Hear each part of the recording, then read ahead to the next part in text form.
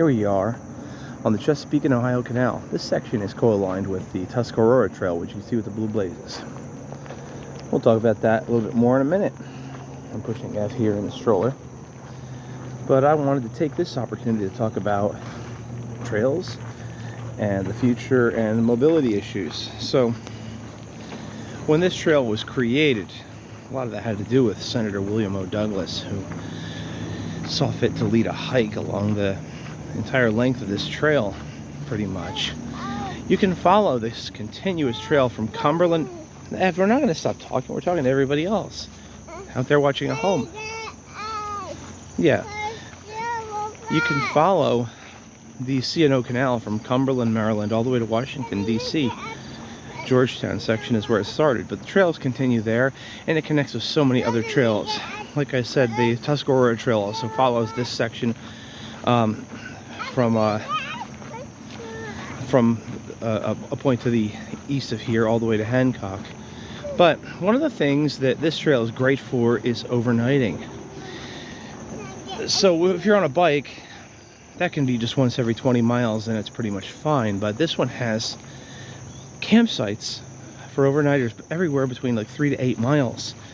And that makes this a wonderful spot. And you're along the Potomac River the entire way. It's just beyond this line of trees. Usually pretty well within sight. And I love that about this trail. But the problem is, government continues to support and create more and more trails, but without consideration for the fact that people cannot do those distances as a part of even a single day hike. They have to make some pretty serious plans in order to do these long trails as parts of longer hikes. But this one was planned out in such a way that you can go out and do it, and you'll have a relatively easy time camping. Each site has a water pump. It's excellent planning, and it's a wonderful trail. And we've done a whole lot of it already, haven't we?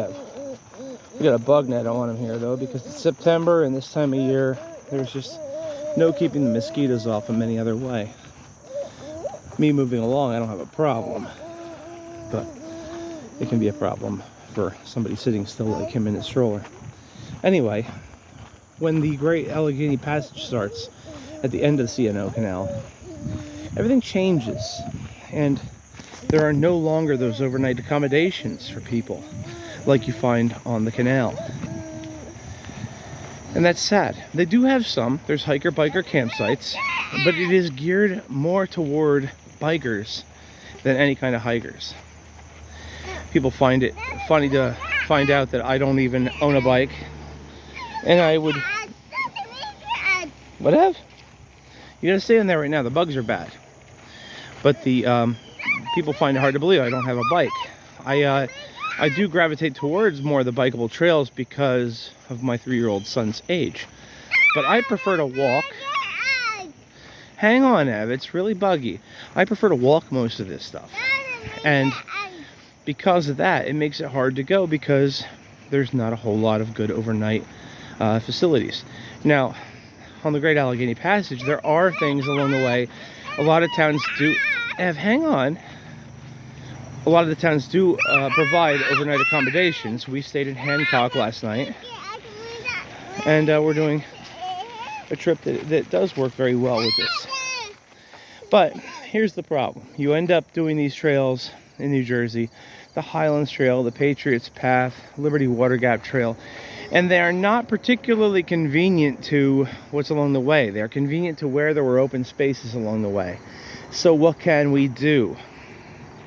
We're very limited with what we can do, and we need to try to consider ahead of time. Right now we're putting the cart before the horse with all trail development, and we need to consider people doing overnights. We need to consider that people are going to want to do these entire trails without the worry that there's no accommodations for them. What they've created by creating these trail systems is stealth campsites that an underground sect of hikers have been communicating about. And I'll tell you, in New Jersey we have a whole lot of it, and I know that there's a whole lot of it over in Pennsylvania and New York. But not so much there, because you can kind of find places in the state forest lands and DEC lands they are legally allowed to camp. So I think that we need to consider overnighting and long distance trails, and how we can improve upon the overnight facilities and encouraging people to use these trails as we continue ahead.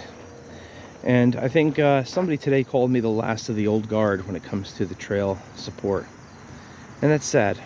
I think we need to have more people that are supporting walking and connecting all of these facilities